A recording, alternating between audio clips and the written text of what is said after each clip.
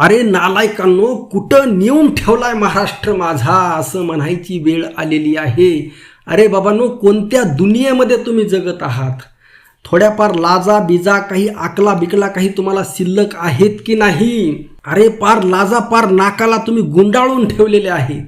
लक्षात घ्या, जे जे जे जे लोक नरेंद्र दाभोळकर यांना नावं ठेवत होते, ज्या लोकांनी नरेंद्र दाभोळकर यांची हत्या केली, जे लोक नरेंद्र दाभोळकर यांची हत्या केल्यानंतर खुश होते, त्यांचे लक्षात ठेवा, नरेंद्र दाभोळकर यांच्या हत्यारांचे जे जे डायरेक्ट इनडायरेक्ट जे जे लोक समर्थक होते, लक्षात घ्या, आज त्यांच्याच घरच्या. मी महिलाविषयी कधी एक शब्द तोंडातून अपशब्द काढत नसतो, परंतु दुर्दैवाने म्हणावं वाटत आहे या अंधभक्तांच्या, लक्षात ठेवा, मग तो मंत्री असेल, अधिकारी असेल, नेता असेल, कोणीही असेल, या अंधभक्तांच्याच घरच्या महिला त्या खराच्या नादी लागल्या रे. वाटुळं वाटुळं झालं महाराष्ट्राचं. अरे कुठं नेऊन ठेवलाय महाराष्ट्र माझा? अशा हे खरात तुम्ही या गैरसमजातून बाहेर या. तुम्हाला असं वाटत आहे खरात एकटा आहे, एकटा नाही. याच्या अगोदर असे अनेक खरात आहेत, याच्या अगोदर झालेले आहेत. तिकडं बघा, उत्तर प्रदेशमध्ये एक बाबा बलात्काराच्या आरोपमध्ये जेलमध्ये 10 वर्षे होता आणि आज तो बाहेर पेरोलवर आलेला आहे. आणि तिथं भारतीय जनता पार्टीचं सरकार, हे अंधभक्तांचं सरकार, त्याचा सन्मान करत आहे, त्याला पोलीस प्रोटेक्शन देत आहे, त्याला प्रभू रामचंद्राच्या मंदिरामध्ये VIP दर्शन दिलं जात आहे. म्हणजे कुठं नेऊन ठेवलेला आहे महाराष्ट्र नाही देश माझा. आणि हे सगळे दाभोळकरचे विरोधक आहेत, दाभोळकरांचे विरोधक आहेत. लक्षात ठेवा, हे सगळे छत्रपती शिवाजी महाराज, महात्मा फुले, शाहू महाराज, बाबासाहेब आंबेडकर या विचारधारेचे विरोधक आहेत. अरे बाबांनो, अंधभक्तांनो, तुमच्या या अंधभक्तीमुळे तुमच्या घरातील महिला सुरक्षित नाहीत. लक्षात घ्या. नेमकं तुम्हाला हे मान्य आहे का? अंधभक्तांनो, तुम्हाला हे मान्य आहे का? लक्षात घ्या, एकट्या अशोक खरातवर जाऊ नका. प्रत्येक शहरामध्ये, महाराष्ट्रातील जेवढे जिल्हे आहेत, प्रत्येक जिल्ह्यामध्ये, प्रत्येक तालुक्यामध्ये एक अशोक खरात आहे. लक्षात घ्या, फक्त तुम्हाला दृष्टी पाहिजे ती पाहण्याची, परंतु तुमच्या डोळ्यावर अंधभक्ती सापडलेली आहे. अनेक जण कोणाच्याही उघड्या नागड्यांच्या नादी लागलेला आहात तुम्ही. लक्षात ठेवा, गंजड्यांच्या नादी लागलेले आहात. गंजड्यांसाठी पार तुम्ही तुमची बुद्धी घाण ठेवलेली आहे. एवढे पार एवढी विचित्र हाताबाहेर परिस्थिती गेलेली आहे.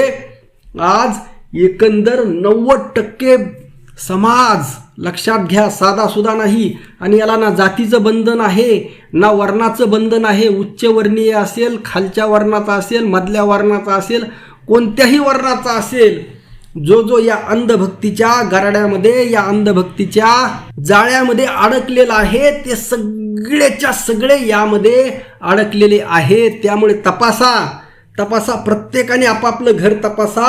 बघा, कोण कोणत्या बाबाकडे जात आहे, कोण कुठं जात आहे, ना मंदिरं सुरक्षित आहेत. आता एक वैद्य म्हणून कोणीतरी सापडला आहे. तो सुद्धा म्हणायचा तिला तू पार्वती, मी शंकर. खरात म्हणायचा मी कृष्ण, तू राधा. आणि बघा, आता तो वैद्य सापडला आहे आणि मला त्याचं नाव वगैरे त्याच्यावर एक स्पेशल मी व्हिडिओ बनवणार आहे. परंतु त्या वैद्याचं समर्थन त्याच्या जातीवाले करताना दिसत आहेत. आमचा बाबा तसा नाही, आमचा गुरु तसा नाही. आणि पुन्हा त्याला हिंदुत्वाची जोड दिली जात आहे. पुराव्यासहित बोलत आहे. सगळ्या कॉमेंट आहेत आणि कॉमेंट करणारे म्हणतात की अरे बाबा, आमच्या गुरुचं हिंदुत्वासाठी एवढं काम आहे, कोणाला तरी पाहवलं नाही. असाच तो पेरोलवर आलेला जो बाबा आहे, त्याचे समर्थक सुद्धा हेच म्हणत आहेत, आमच्या बाबाचं हिंदुत्वासाठी एवढं मोठं काम आहे, आमच्या अशोक खरातचं हिंदुत्वासाठी एवढं मोठं काम आहे. अरे बाबांनो, काय तुमच्या डोळ्याला झापड पडली? तुमच्या घरातल्या तुमची आई, बहीण, मुलगी कोणीही सुरक्षित नाही. आणि जर तुम्हाला हे मान्य असेल तर तुम्ही माणूस म्हणून सुद्धा घेण्याच्या लायकीचे नाहीत. अरे कोणत्या विकृत दुनियेमध्ये तुम्ही जगत आहात? अशी नेमकी तुमची दुनिया नेमकी कोणती आहे?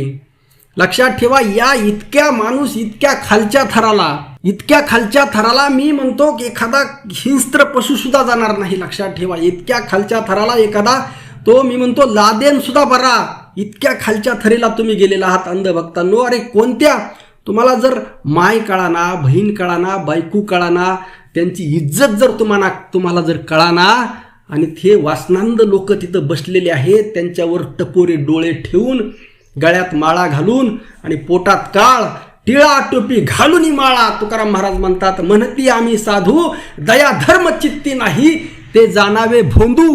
परंतु हा तुकाराम महाराजांचा विचार तुम्हाला कळालेला आहे का? तुकाराम महाराजांनी किती लिहून ठेवलेला आहे. कलियुगी घरोघरी संत झाले फार, वितभर पोटासाठी हिंडती दारोदार.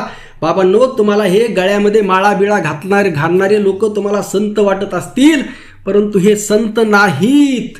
स्वतः तुकाराम महाराजांनी सांगितलेलं आहे, ऐसे संत झाले कळी, तोंडी तंबाखूची नळी, भांग भुरका हे साधन, पची पडे मध्ये पान, तुका म्हणे अवघे सोंग, तेथे कैचा पांडुरंग, तिथं पांडुरंग नाही रे बाबांनो. संत होणं एवढी सोपी गोष्ट नाही. संत होणं ही करोडोमध्ये नाही, आजच्या काळामध्ये अब्जावधीमध्ये एखादा संत असू शकतो. मी तर म्हणतो तुकोबारायानंतर एकमेव जर गाडगे बाबांचा जर अपवाद जर सोडला तर कोणीही संत नाही. त्यामुळेच म्हटलेलं आहे तुकाराम महाराजांनी, विरळा ऐसा कोणी तुका त्यासी लोटांगणी. तुकाराम महाराज स्वतः लोटांगण घालायला तयार आहेत, परंतु ते पावलं नाहीत हो, ते पावलं शिल्लक नाहीत. लक्षात घ्या. आणि तुम्ही या लोकांना, माणसांना भुलता. अरे बाबांनो, आपल्याकडे एवढे मोठे संत आहेत, ज्ञानेश्वरी आहे, उघडा घरी आणा ज्ञानेश्वरी, वाचा रोज 10 पानं वाचा, 20 पानं वाचा. नामदेव महाराजांची गाथा आणा, रोज 10 पानं वाचा. संत एकनाथ महाराजांची गाथा आणा, वाचा. एकनाथी भागवत आणा, वाचा. तुकाराम महाराजांची गाथा वाचा. तुकाराम महाराजांची गाथा वाचल्यानंतर तुमचे डोळे असे खाडकीने उघडतील. जो माणूस, ज्या घरामध्ये तुकाराम महाराजांची गाथा आहे म्हणजे नुसती आहे, आणली देवळीत ठेवली, कपाटामध्ये ठेवली एवढं नाही. ज्या लोकांनी वाचली, समजून घेतली, त्या माणसाला, त्या कुटुंबाला अशा बुवा बाबाकडे जाण्याची गरज पडणार नाही. मंदिरामध्ये 1 रुपया सुद्धा दान देण्याची गरज पडणार नाही, आणि कोणत्याही बुवा बाबाच्या पाया सुद्धा पडण्याची गरज पडणार नाही. ते सामर्थ्य, अरे भगवान परमात्मा पांडुरंगापेक्षा कोणी मोठा आहे का? त्याला बाप माना, त्याला काय मानायचे सर्वस्व माना, आणि आपल्या वारकरी साधू संतांना सर्वस्व माना. या भोंदूंचा नाद सोडा. लक्षात ठेवा, तो कोणीही असो, कोणत्याही संप्रदायाचा असो, कोणत्याही पंथाचा असो, सगळे एका माळेचे मणी झालेले आहेत, सगळे एकमेकांचे छुपे समर्थक झालेले आहेत. जो कोणी म्हणतो मी अवतार आहे, मला दृष्टांत झाला, मला रिद्धिसिद्धी झाली, मला चमत्कार येतो, मला हे येतं ते येतं, अरे बाबांनो, चमत्काराने कोणी सुद्धा इकडची काडी सुद्धा तिकडं उचलून ठेवू शकत नाही. जेव्हापासून ही पृथ्वी निर्माण झाली तेव्हापासून ना चमत्कार झाला ना होणार. चमत्कार कधीही झाला नाही, होत नसतो. लक्षात ठेवा. आणि कोणामध्येही एक्स्ट्रा पॉवर वगैरे दैवी शक्ती नसते. ना कोणाला भूत भविष्य वर्तमान कळतं. ज्योतिषशास्त्र हे थोतांड शास्त्र आहे. लक्षात ठेवा. कोणालाही एक्स्ट्रा शक्ती नसते. त्याने कितीही साधना करू द्या, डोकं आपटू द्या, डोक्याच्या चिंधड्या करू द्या, एक्स्ट्रा ज्ञान वगैरे काही अलौकिक वगैरे काही नसतं. लक्षात ठेवा. चमत्कार होत नसतो. कोणी म्हणतो मी चमत्काराने याला जिवंत केलं, मेलेला माणूस जिवंत केला, हे सगळं थोतांड आहे. अशा बाता मारणारापासून तर तुमच्या महिलांना घरातील 100% वाचवणं गरजेचं आहे. वेळीच भानावर या. लक्षात ठेवा. जीव तोडून बोलत आहे, भानावर या. आपलं मत नक्की कळवा. रामकृष्ण हरी. जय जगद्गुरु. जय शिवराय. जय भीम.